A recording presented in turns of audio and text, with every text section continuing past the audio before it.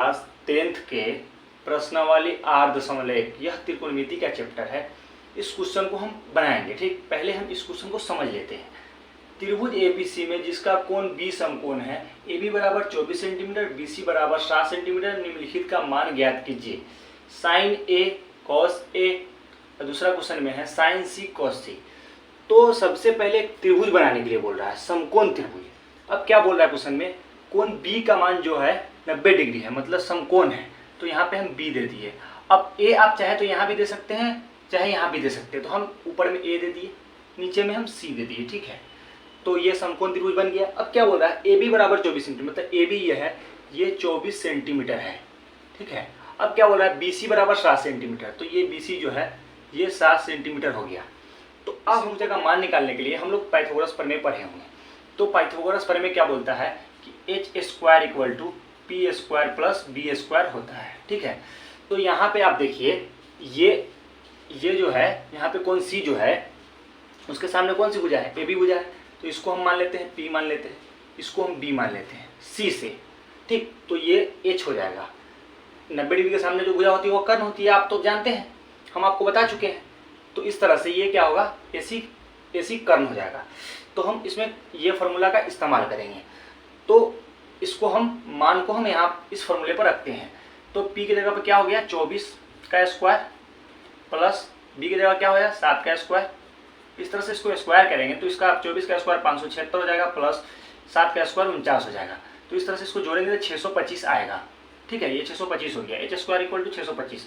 अब इसका क्या करेंगे, हम इसका वर्गमूल निकालेंगे। स्क्वायर हटाएंगे, उधर क्या चढ़ जाएगा, रूट चढ़ जाएगा। तो 625 का वर्गमूल निकलेगा तो आपको 25 निकल जाएगा। आप निकाल के चेक कर सकते हैं। तो 625 h का मान आपको 25 आ गया।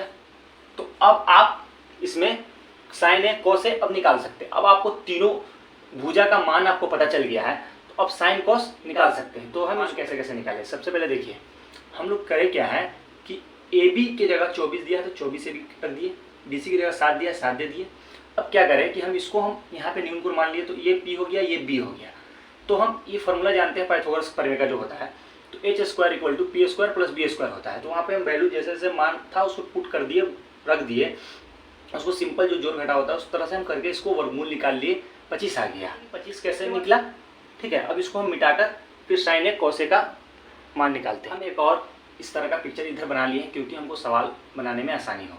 तो अब हमको साइन ए का मान निकालना है, तो हम इस ए पर हम न्यून कोण बनाते हैं। तो आप जानते हैं कि न्यून कोण के सामने की भुजा को क्या बोलते हैं, लंब बोलते हैं, मतलब परपेंडिकुलर P बोलते हैं। इसको हम लंब मान लिए। तो ये क्या बच गया, ये आधार हो गया। तो आधार ये हो गया, ये भी आधार हो गया। तो साइन ए का फॉर्मूला आप जानते हैं क्या होता है, P बटा H, मतलब लंब बटा कर्ण। तो ए साइन ए से लंब कौन सा हो जाएगा, 7 हो जाएगा। ठीक, कर्ण क्या होगा, कर्ण तो हमेशा फिक्स रहता है, तो ये कर्ण AC होगा, मतलब 25। तो साइन ए का मान आपको क्या निकल गया, 7/25। क्वेश्चन नंबर 1 को हम बना रहे हैं। ठीक है, अब इसमें साइन ए निकल गया, तो अब कॉस ए निकालेंगे। कॉस ए का फॉर्मूला क्या होता है, B बटा H। अगर हिंदी में इसको बोले तो क्या हो जाएगा, आधार बटा कर्ण। तो हम आधार बटा कर्ण क्या है, यहाँ पर से देखिए, यहाँ से आधार क्या है, ए से आधार हो गया आपको 24 है। कर्ण क्या है आपको, कर्ण तो हमेशा फिक्स रहता है, 25 है। तो कॉस ए का मान भी आपको निकल गया 24/25। तो हम ये जो आपको ट्रिक सिखाए थे कि आप ये याद रखिए कि ए से अगर हमको निकालना हो तो लंब न्यून कोण के सामने की भुजा लंब होगी, तो ये लंब हो गया और बचा ये आधार हो गया, ये तो कर्ण फिक्स है। तो इस तरह से साइन ए का भी मान निकल गया और कॉस ए का भी मान निकल गया। अब हम साइन सी और कॉस सी का मान निकालेंगे। ठीक है, तो सी पर, सी का मतलब क्या हुआ, कोण सी पर न्यून कोण बन रहा है। तो इस स्थिति में क्या होगा, लंब कौन सा भुजा हो जाएगा, ये भुजा। न्यून कोण के सामने जो भुजा होगा वो लंब होगा, तो ये ए बी क्या हो जाएगा, लंब। अब लंब को पहचान लिए, इसको शॉर्ट में लिखे तो P।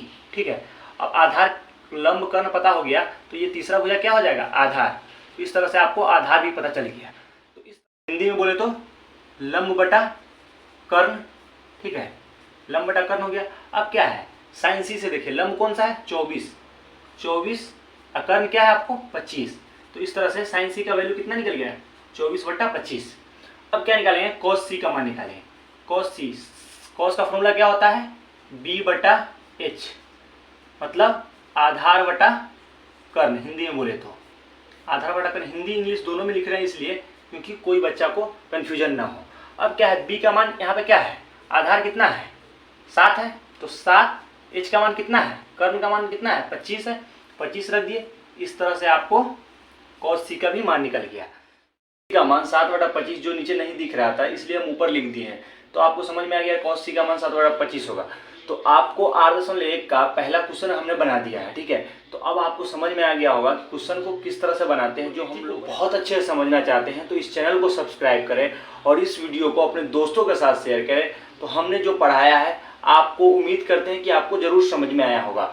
अगर आपको समझ में नहीं आया है तो दोबारा से देखिए उस वीडियो को, और फिर से अगर नहीं समझ में आया तब आप कमेंट के माध्यम से हमसे पूछ सकते हैं कि सर इसका मतलब क्या हुआ, ठीक है। तो आप इस चैनल को सब्सक्राइब जरूर करें।